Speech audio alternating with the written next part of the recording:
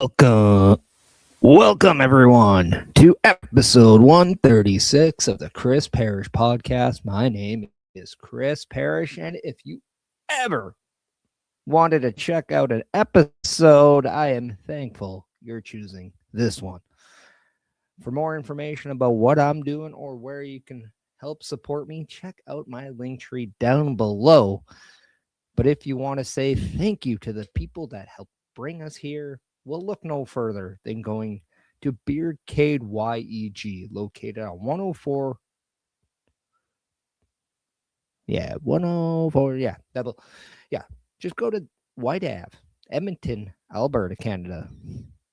105 482nd Ave in Edmonton. Go there. WWE pay-per-views, AEW PLEs, scratch that, reverse that. WWE PLEs, AEW pay-per-views located. Free showings of pro wrestling in there. By the way, great food, great aura, video games. It's like an arcade with wrestling with good food and awesome beverages too. Thanks to Turnbuckle Studios and turnbucklestudios.org. That's right, the official website to Turnbuckle Studios. And if you ever wanted to become a member, all you have to do is check out that website.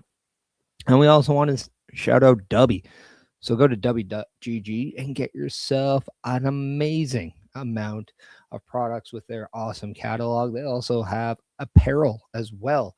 But at the end of that checkout, don't pay full price. Hit that code PARISH10 to save 10%, or even use Turnbuckle Studios code TB Studios. And they even sent me a graphic to play right there. So check that out right there.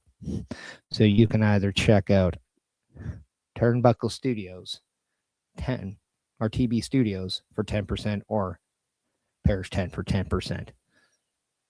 So after that botchery of an intro, welcome to the Chris Parrish podcast. This is entitled Fresh Look, and this is episode 136. Now, you want to know why I said this is a fresh look? We'll look no further than what we saw on Monday night. We were live from Chicago, Illinois with Monday Night Raw, and Sami Zayn drives to the arena, and guess what? He's all happy and glee because he is undisputed champion, only for Cody Rhodes to meet up with him. Had a little awkward stare-off, I thought, because usually how often do you have a advertised championship match and then the two members are coming face-to-face at the beginning of the episode in the parking lot? A little weird. But anyway, Sami Zayn leaves. Cody Rhodes is all to himself. The Ring General attacks him from behind and pretty much takes him out of the match. And we are no longer going to have Cody Rhodes versus Sami Zayn. Did I mention this is in Chicago? Did I mention the obvious elephant just looming inside the room there? We all know what was happening. We all saw this a mile away. CM Punk is then named the new number one contender and will face Sami Zayn. And we get the match. It was a great match. Don't get me wrong. I have nothing negative to say about the match. But it was just the delivery. It was the fact that it was easily predictable. We all knew it was going to happen. In fact, how many times did we watch CM Punk in AEW? Every time Chicago came, that's either when he won a big match or he returned. It's overdone in my eyes. It's always Chicago. It just is repetitive. It has nothing to do with the company. It has everything to do with the situation.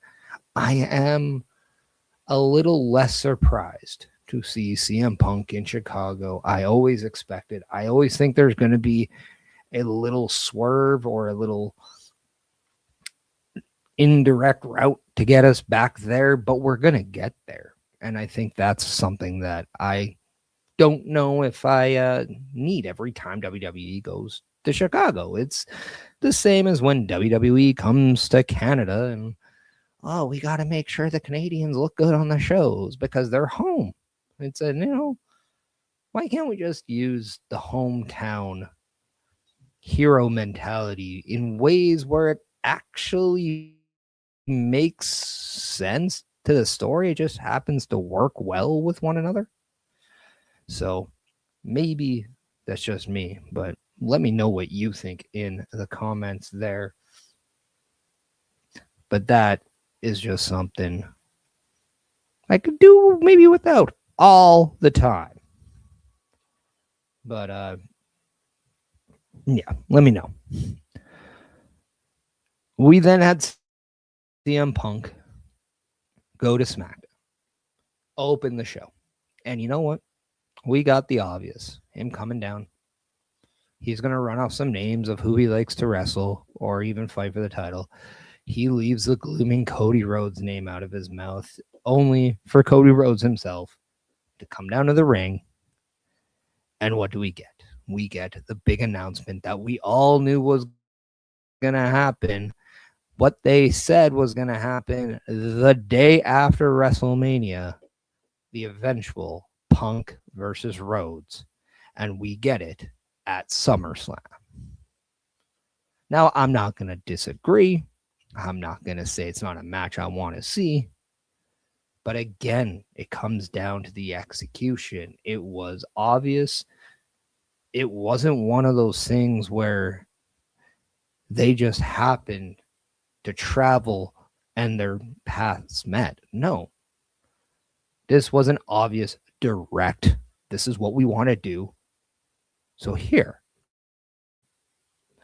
I have no problem with this being the match. In fact, I think the two main events, in reference to two championship matches set for SummerSlam, are pretty big, and you got a night one and night two main event. And when you counter that with this year's WrestleMania, tell me another year for the first time where you actually looked at the two male championship matches, the WWE and Undisputed title matches, as, hey, if I just took them as its own, they would main event. No problem.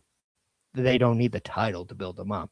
You got Roman Reigns and Seth Rollins battling over a world heavyweight title. That's a bona fide main event. You got CM Punk and Cody Rhodes for the Universal Heavyweight title. That's a main event. No issue. But you have to look at how you got to Roman and Seth and say, okay, this felt a little bit more organic, despite the glaring misunderstanding of translation to why Obafemi chose not to forego his guaranteed title match at SummerSlam just so he can face Brock Lesnar in Hell in a Cell. Mixed with, we saw Cody Rhodes and CM Punk ever since WrestleMania. It just seemed like there were better executions to get there. But we don't dwell on the past. We now look towards the future, right? That's what we're supposed to do. We can't complain about how we got what we got. We just have to shut up and enjoy it, right? Well, that's definitely not the narrative of Twitter, but that's besides the point. And people are like, it's called X. Nah, who cares? It's the same thing. It's a negative. But we then break down what we already have for SummerSlam. We have 5 matches. We have Roman Reigns against Seth Rollins World Heavyweight title.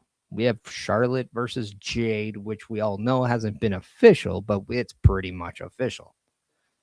We have Io Sky going up against Liv Morgan for the Women's World Championship. We have Brock Lesnar and Obafemi in a Hell in a Cell. And then now we have Cody Rhodes challenging CM Punk for the Undisputed Championship. So the question remains, that is now 5 of the rumored 13 to 14 matches.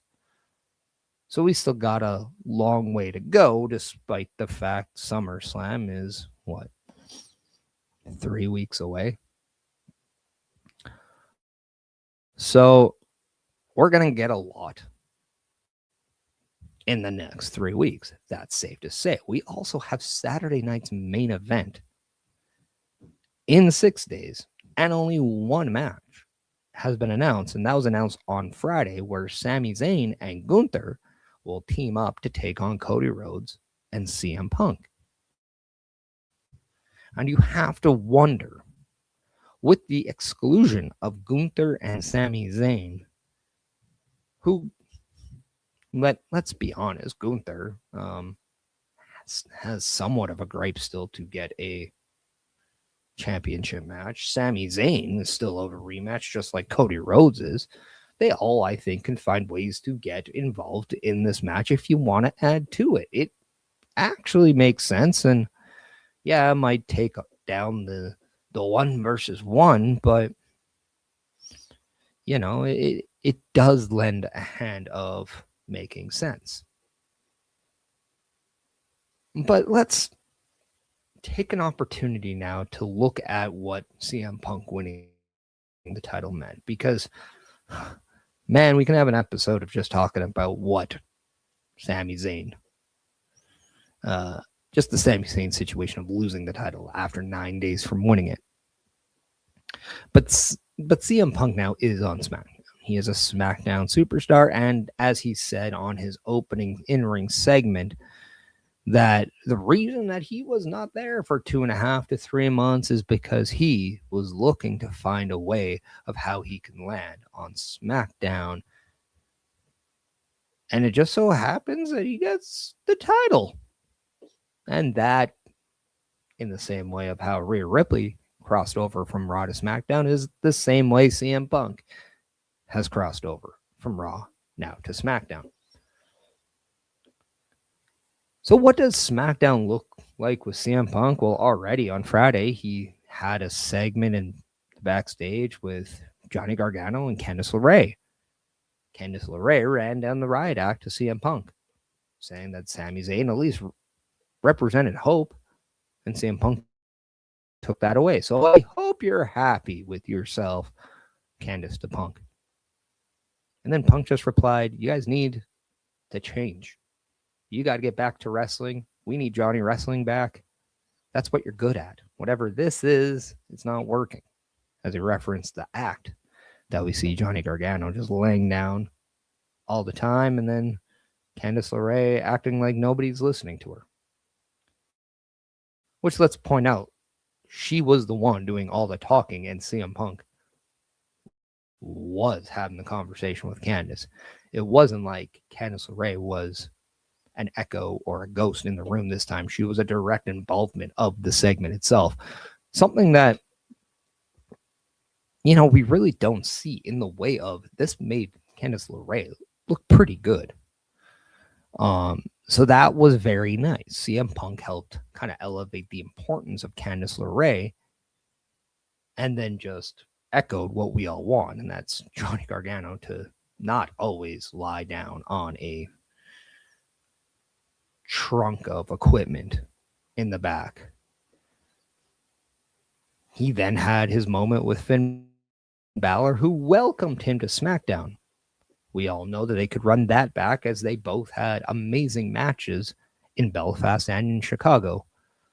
Finn Balor recently was on Chris Van Vliet saying he's open to having another match with Punk. In fact, all the horror stories that he heard about Punk, he can't relay the same message. In fact, he says nothing but the greatest things about working with CM Punk.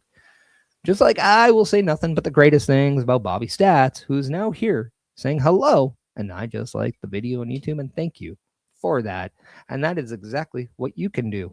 You can help support this channel and myself by following, by liking, by subscribing, by sharing, all that good stuff. Everything that comes down to things that we ask from our channels, you can do that. They're free, they're easy.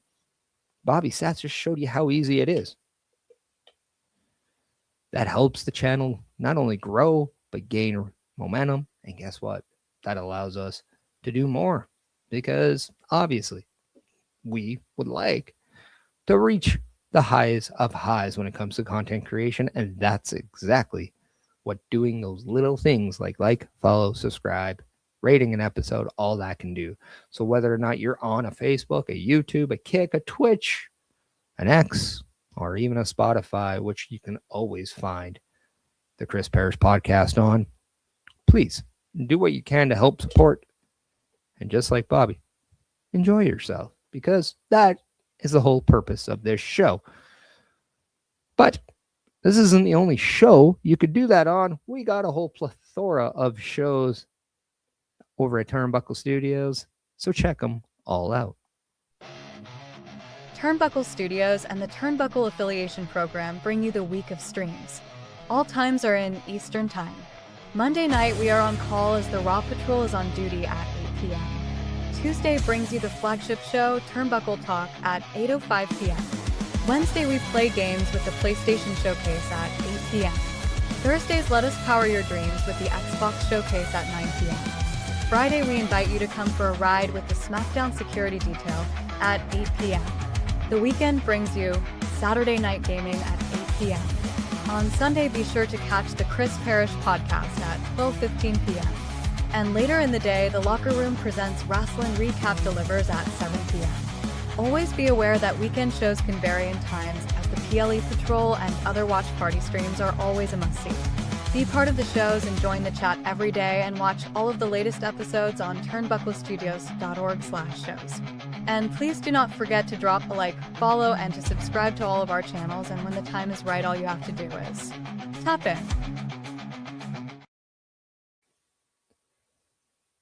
And after we tap in, I also want to remind everyone that even though right before that we were talking about Saturday night's main event in 6 days, we will not be showing a PLE Patrol for Saturday night's main event due to the fact that we have other events going in. And for the first time, everyone, this week, we will be seeing every member of the Turnbuckle Studios meet up in person for the first time. So we will not be showing a Saturday night's main event, but all your scheduled programming on that will remain the same, with not only pre-recorded videos of Saturday night's gaming, but it also next week with the Chris Parrish podcast, we will be having an interview next week. So get soon to hearing a little bit more about that just later on. Bobby coming in saying, last night Booker T announced that his company will have a WWE ID showcase next month in August. That is something that is nice to hear, because we don't hear a lot about the WWE ID stuff in the news. It always seems to be the occasional stuff. So that is very cool to hear. And I wonder who that will be. I do want to just reiterate CM Punk on SmackDown, what all that brings. Because the more I looked on this, the more I'm very intrigued with it. Because when you think about the obvious matches, whether it's him and Gunther, where he won his first major championship since coming back to the company, whether it's him and Cody that's scheduled for Saturday or for SummerSlam, or Sami Zayn that we saw on Raw this past week. We also could have him and Finn Balor again. We could also see CM Punk and Ilya Dragunov, which I think would be very fascinating. We could always see CM Punk with Drew McIntyre. Yeah, that's right. Drew McIntyre and CM Punk back on the same brand. So whenever Drew McIntyre comes back, you can only assume if that's going to get rekindled. Randy Orton, when he's back, we could see that once again. Remember, it was the same night in Chicago where Randy Orton not only came back to the company from an injury, but CM Punk returned from his hiatus. Bobby Sats coming in saying CM Punk and Carmelo Hayes would be cool too in the future. And let's not forget himself, CM Punk, and Trick Williams. That also could be a fun little match. And we also could see Ray Phoenix. You know, we could always see Damian Priest, who is now appearing in AAA, by the way. R-Truth and CM Punk back together again. So much. And I'm looking forward to it. Ricky Saints. That's right. We got Ricky Saints as well. But let's talk about the new acquisition, because CM Punk wasn't the newest acquisition on Friday. No, he became a SmackDown member on Monday when he won the Undisputed Championship. But during a non-title match between Trick Williams and Carmelo Hayes, we saw the WWE return of Baron Corbin. That's right. Right when Carmelo Hayes was jumping on the top, looking to get that signature leg drop in, we saw Baron Corbin appear as he took out both Carmelo Hayes and Trick Williams. Now, I saw something very interesting online where it was Carmelo Hayes who once defeated Baron Corbin for the NXT title with the help of Trick Williams. So, what a nice little rollback and callback from that moment to where Baron Corbin attacked both Trick and Carmelo. Now, not saying this is why, but what we did see was Baron Corbin hold up that United States Championship, which, by the way, was now featured to be prominently trickerized, we'll say, with the white fur that matched the coat of Trick. Now, let's be honest, is it the best looking version of that title? No. In fact, I think the title itself needs a makeover. But it suits Trick Williams, and I think that's the whole idea, and I'm okay with it as long as it doesn't stay. And Chris Best coming in saying Punk versus Corbin could eventually be a fun match. Absolutely. As we all know, the WWE did put out a trademark for the phrase the Nomad, which was obviously the nickname of Baron Corbin's moniker when he was away in Bishop Dyer. So he was the Nomad Bishop Dyer. So he will most likely now be the Nomad Baron Corbin. So I think that's cool. Also, I think we can just say Baron Corbin was. They shouldn't have let him go to be in the first place, but it's nice to see him back. I do love the fact that he was super aggressive. He made his impact. He got a good pop from the crowd. People cared, and what he did had a significant impact and interest. So you got people talking, and now I think his momentum is different this time around, and I think that's a good thing. We got to get back to the vicious side of Baron Corbin, or else he will fall very quickly. I mean, look no further than the perception of Matt Cardona, which I still believe we will see more of as the days and the weeks are coming. We just have to be patient. With SmackDown going back to 2 hours now, it's going to be very jam-packed on SmackDown, but it's going to be very, very selective of who gets time. And that's why I do like the fact that we have, Damian Priest on AAA. And I think one of the main reasons to why we're seeing that is look no further than what we are seeing on SmackDown. And that is the War Raiders looking for that title versus title match with their AAA tag titles and R-Truth and Damian Priest's WWE tag titles. I think that eventually is going to lend a hand, especially with the War Raiders being a part of AAA. I do think if we are to see that match, whatever team loses will then be on SmackDown, and the team that wins will then be more featured on AAA. So I have a lot of time to see what we could see R-Truth be in AAA. That would be very funny. Would Juan Cena then become referred as R-Truth's favorite Mexican wrestler? Who's to say? Bobby coming in saying sometimes it will be hard for wrestlers to get TV time. They can get reps on WWE Main Event and AAA. Yeah, and I wouldn't even be surprised if we see any superstars who may be hurt or even just injured just get that time to rest, recuperate, and be healthy before they come back.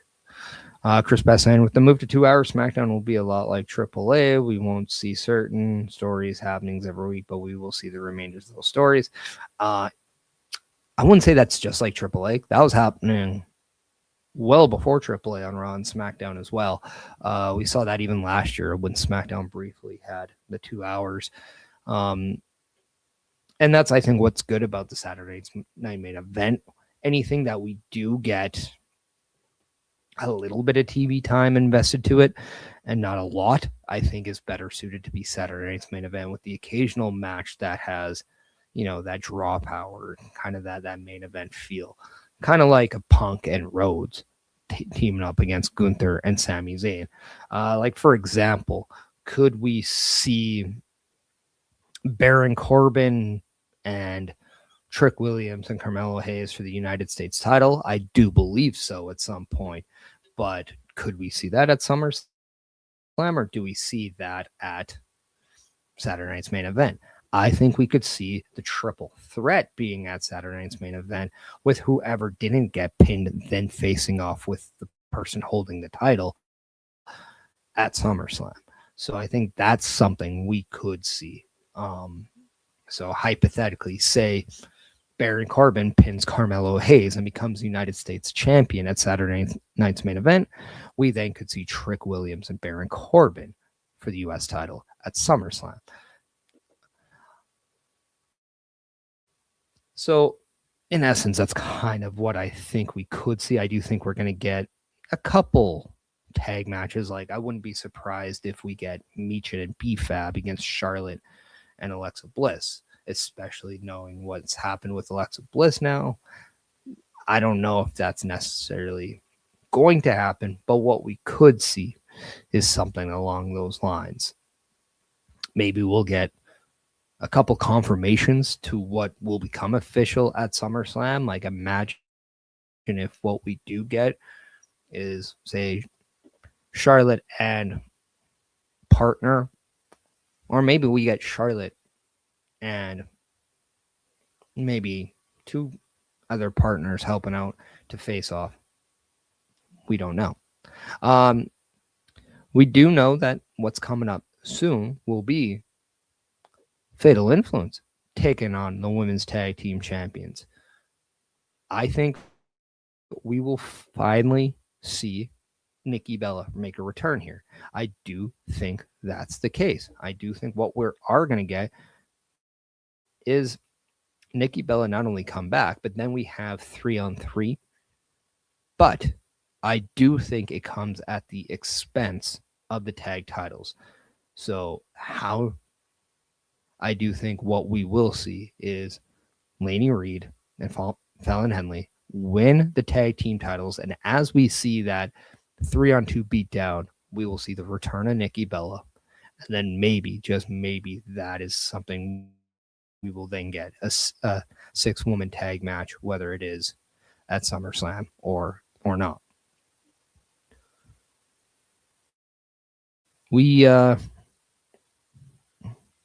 Paige versus JC Jane could be a hell of a singles match. Not gonna lie, but that is something that we could definitely be looking into as the Bellas then look towards the tag titles, which I do think is most likely the plan moving forward. Because remember, it was the Bellas who, as we found out, were scheduled to be the tag champions coming out of WrestleMania. With Nikki Bella's injury, that changed.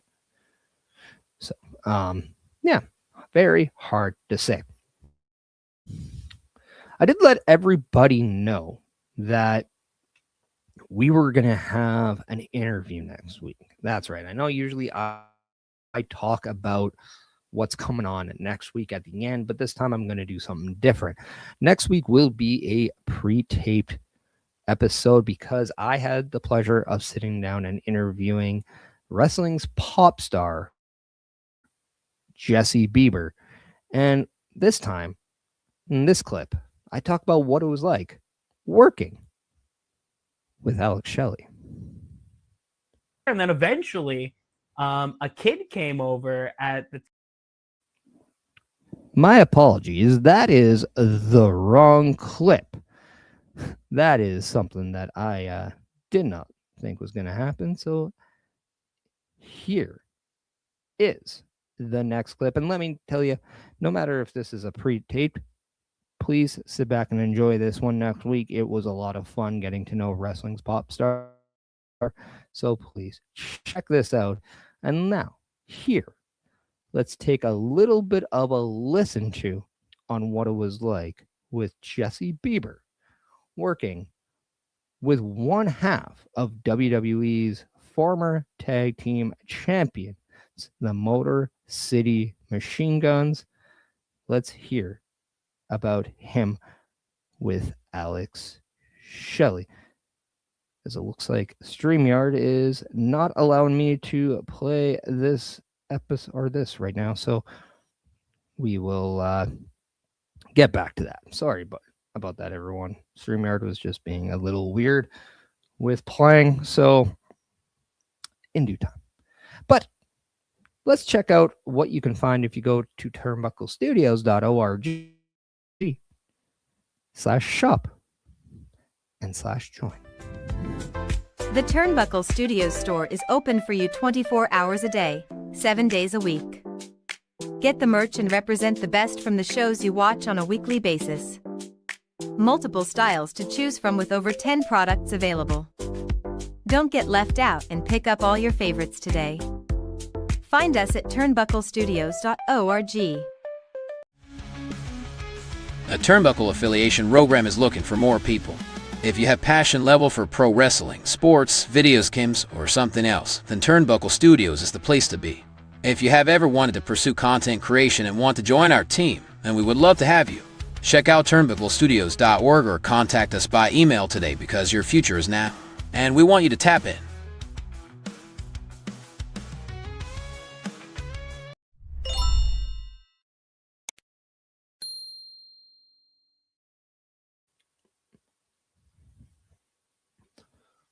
So as we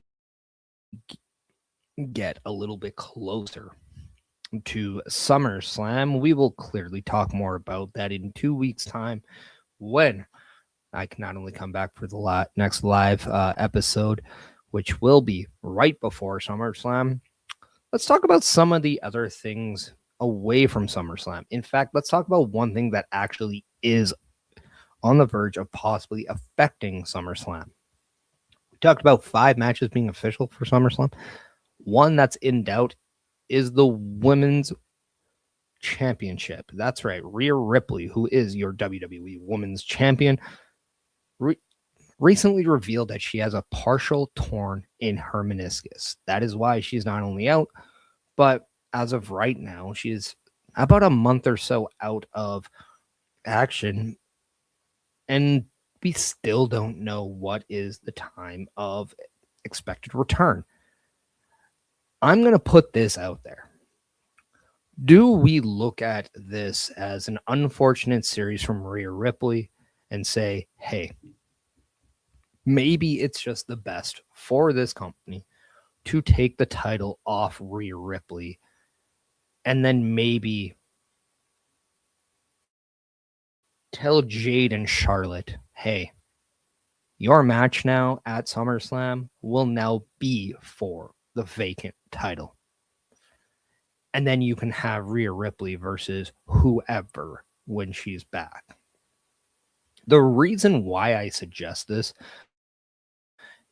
is because we're nearing 100 days of Liv Morgan as your women's world champion, and there hasn't been a single defense on her part, which makes me look at this as now being very, very negative on a perception of the women's division.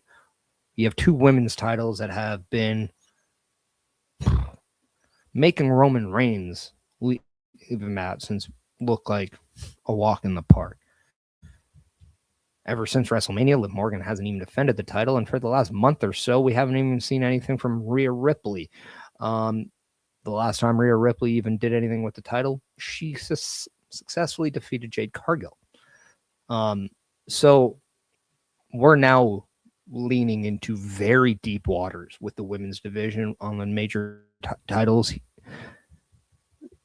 So just seeing a plan of action, I think, is the right thing. Now, if Rhea Ripley is ready to come back for SummerSlam, then so be it. But we're about 3 weeks away. I don't think it's looking that way. And even if she does come back, does she run the risk of aggravating it or making it worse? And I think that's something we need to look at. It's why I will suggest, let's just unfortunately take the title off Rhea. Let's put it in the Jade Cargill Charlotte match. Let's make that one for the title. Whoever walks out can not only be champion, but then you can roll back to Rhea Ripley when she's back. Yes, it's another, hey, I want the title that I never lost kind of a thing. Yes, we're seeing that right now already with Seth Rollins. But that's unfortunately what happens with injuries. You can't plan for them. You just have to learn to adapt on the fly. So sadly, that's kind of where I am. I want Rhea Ripley to get back healthy because she is one of, if not one of the biggest female stars WWE's seen in a while. But at the same time, you have to look at, in my eyes, the integrity of the women's division. And when your tag team titles, your Intercontinental and United States title are doing all the heavy lifting, I think that's not given a good perception on your major titles. And with Liv not defending it since Mania or since she's won it, it just really doesn't make a good look for these women titles. And that's why I'm suggesting let's just cut the cord now before the whole thing goes bad. And that's kind of where I'm at. Let me know what you think on this, because I know it's not easy saying, let's take a title off someone for the sake of injury, but especially uncertain, because we don't want an issue like Mr. Anderson, where he won Money in the Bank, he got misdiagnosed, they took the briefcase off him, it wasn't as bad as that, and that cost him everything. That's not the case here. And what we do know, it's a torn meniscus. It's not the easiest thing to come back from. So let me know in the chat what you guys think about that, as we then talk about the other big news, and that is Sheamus. Yes, we've covered the story on Turnbuckle Studios about Sheamus looking to appear to be leaving WWE, and it looks like it's now official that he is completely gone from WWE. Now, if you're the half full kind of person, are you wondering, will he ever come back to WWE? Does this mean he is done? It just means that the contract that he's had with WWE is no longer. So could he come back? Absolutely. Everybody could come back. Baron Corbin came back. But can he decide to go somewhere else? Absolutely. And I think, as a devil advocate, you kind of want to talk about what that could be. Could he go to TNA? Could he go to MLW? Could we just see a Baron Corbin Sheamus swap? Could he go to AEW, which seems very viable? They have a large television network agreement. They have pay-per-views in places like Wembley Stadium. They have a lot more to offer than a lot more of the other wrestling companies that you see out there. They're perceived to be the actual number 2 brand, our wrestling promotion in the world, which definitely lends a hand when deciding if you want to, go to a major wrestling company. So could that be an option? Very well could. But if the individual would like a reduced schedule, if you would like to do outside things as well, I mean, AEW, TNA clearly probably your 2 best bets. You're not only going to get paid well, you're going to get taken care of well. And in one sense, in TNA, you're still slightly associated with WWE, and that relationship has an opportunity to rekindle and kind of fix itself. If you go to AEW, you're kind of carrying on, and you're then moving forward and cutting the ties. So it's very well a possibility of what the individual wants, and I can't tell you what. I can't tell you that I have answers to that because I am not him, and I will not speak on his behalf. But what I will say is, in my opinion, outside of an Intercontinental Championship win for Sheamus, was there really much left for him to do? Where did he fit? We could create situations, but from a long term, all we're doing is putting Sheamus in a position where we could stick somebody who's currently not getting enough TV time. Now, you can make that almost about anybody. Like, well, CM Punk wasn't champion. We could see Sami Zayn. Yes. But at the same token, Sami Zayn needs guys like CM Punk, like Cody Rhodes, Randy Orton, those bona fide guys, to look like he belongs in that scene. So therefore, it increases the importance of those people. I don't think you need Sheamus in the mid card to help elevate them when you already have other people there. In fact, is he going to go in the Intercontinental picture? No, because it's already convoluted. You have Penta. You have All Ego Ethan Page.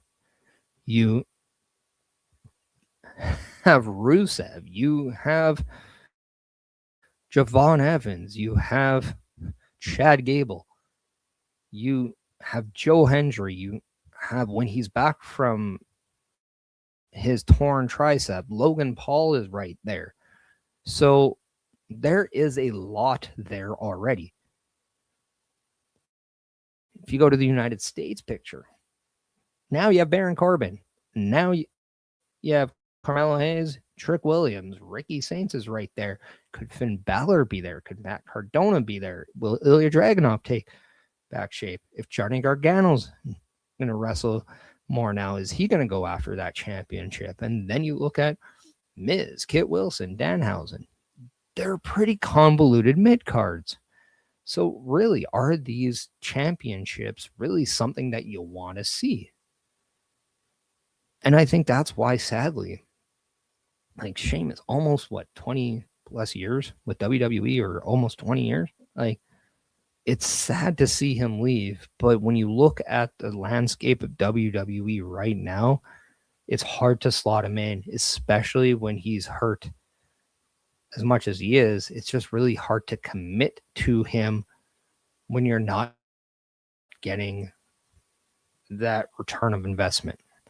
And I can understand why the company allows him to walk away, do something with somebody else, and then if his stock rises, then make your financial decision to maybe bring him back. It's what they did with Baron Corbin. It's what they did with Cody Rhodes. It's what they've done with Rusev and Aleister Black and other people. And you can make that argument about, well, did they really do much with it? That's, that's a different topic and different conversation, because it goes both ways. Did not only the company get their return back, or did they fully invest? That's always the conversation. But in my eyes, I just don't see this being a negative thing for the individual. And I do think the person we then know as Sheamus could very much flourish somewhere else. And I think that's what we want to see. Imagine if he goes to TNA and becomes TNA champion, him and Nick Nemeth. Imagine if he goes to AEW and we're going to see him versus, the Will Ospreays or the Warlords. How great of a match would that be? So it's, there's options elsewhere. We could see Sheamus and Jericho once again if you really want to. Then yeah, like there's just so much going on. Like, could Sheamus go and replace Bishop Dyer in MLW? Like that's always a possibility. Could we see Sheamus go to TNA and then go up against the Order or the System and things like that? Imagine Sheamus and Moose teaming up against the System. Now that would be pretty fun. Although I know Moose is done with the System. So, I mean, there's always that going on. And I will say now I finally do have that clip back. So let's turn into that preview of next week's episode 137. The wrestling pop star Jesse Bieber. And let's talk about what it was like working with Alex Shelley. What was working with Alex Shelley like? And was he initially that quote unquote big break for you in the wrestling world? I don't know if I would say my big break, but definitely like he helped me a lot in the ring. Like I always find when I get a chance to work with names like that, I always learn something or I can take away something from them. And Shelley, it's his intensity and aggression when he gets in the ring with somebody, and everything just seems so real. Like even to the point where it's like we get together and we're going at it, it's like I feel like it's real. Like I'm like, oh, did I do something wrong? Or like did I mess somebody up? Or like maybe I owe him money. I don't know. But yeah, no, he's like, Alex was a pleasure to be in the ring with. I really enjoyed him. I can definitely say I'm very grateful for the opportunity to have 2 matches with him, which was really cool. And even when we had our singles back in like, I believe it was 2023 it would have been, because I believe that was our next resolution that we had, because it carried away where he actually took the belt from me at another local promotion, and then he came and wrestled me at Resolution, and that match was one of my absolute favorites because it did break down into the machine guns, which was that's a dream for me. I was like, to be able to be in the ring with like the Motor City Machine Guns, I was super excited. So now having Chris Sabin and Alex Shelley across the ring from me, and then my partner Santino Marella, I was like, this isn't it's not normally a team that you would normally see get together. And there it is, just a little teaser of my chat with Jesse Bieber, wrestling's pop star. So please tune in next week. We start the same time. You can check that out on all of the platforms that I typically stream from. It might be the first time in a while that you see the Chris Parrish podcast live on Spotify as well. So that's going to be very intriguing as well. But yeah. So with this being 3 weeks out, we said we got 5 matches, for SummerSlam, reportedly 13 to 14. It's going to be fun in the next 3 weeks to see how that shapes out. And then 1 so far for Saturday's main event, and that is 6 days away. Where can we go with that? That's going to be fun. We all know that this next week, we all know that tomorrow on Raw, we do have that gauntlet match for the number 1 contendership of the Intercontinental title, 7 men. That's going to be an absolute cluster, and I can't wait to see who becomes that number 1 contender. What I do believe it's Joe Hendry's in there. We got Rusev in there. Ethan Page is in there. Dirty Dom Mysterio's in there. Rusev's in there. Javon Evans is in there. And I believe, if I'm not mistaken, we have Bobby, if you can, or Baz, help me out there. I got Dom, Rusev, Javon Evans. Dragon Lee's in there. There we go. Dragon Lee. That is the other one. It's all right, guys. I got it. I remember. So could we see that match be at SummerSlam or Saturday night's main event? I don't know. I'm assuming it's one. But maybe, just maybe, we get Penta and Chad Gable at SummerSlam, and we maybe get something coming out of there at Saturday night's main event. Like, imagine if we get Ethan Page and Let's go with like, say we get like a match between Rusev and Ethan Page taking on the team of Dragon Lee and Rey Mysterio at Saturday night's main event. I know we've seen this before, but maybe we just get that. Maybe we see a whole blow up or something along that line. This allows Chad Gable to win the match, and then we schedule that match for SummerSlam. Maybe. I don't know. But I do think we're going to get something for Saturday night's main event out of that gauntlet match. And yes, I do think maybe, just maybe, we get the finale of the 3 matches, because we did see on Monday we did see new tag team champions with, the Vision. I do think the Vision and Street Profits go again for those tag titles at Saturday night's main event. I do think that makes a lot of sense as well. So yeah, I think that does about wrap up today's episode of episode 136 of the Chris Parrish podcast. I am going to look at who I can raid over on the Twitch side of things. So if you have any suggestions, please let me know. I will be open to just about everything. So yeah, until then, I'll let you know on something. This has been episode 136 of the Chris Parrish podcast, titled Fresh Look. Next week, we got episode 137 with wrestling's pop star Jesse Bieber. And that takes you on all the way to the 19th. And we're looking now over to the 26th. That's right. For the first time, I'm going to give you guys 2 episodes in the future.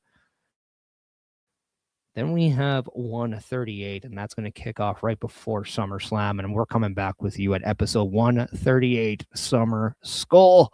Yeah, that's a play on the Minnesota Vikings. And yes, we all know SummerSlam is in Minnesota. Pains me, but I had to do it. At least I put it in the black and gold. So it's all good. But this has been episode 136 of the Chris Parrish podcast. And I just want to say thank you so much for joining and choosing me to be your host today. I appreciate that. I hope you have a great rest of your weekend. But in the meantime, stay happy, stay healthy. But more important, be yourself, because at the end of the day, you matter. We'll see you later. Rip through the crowds, faster, catch us from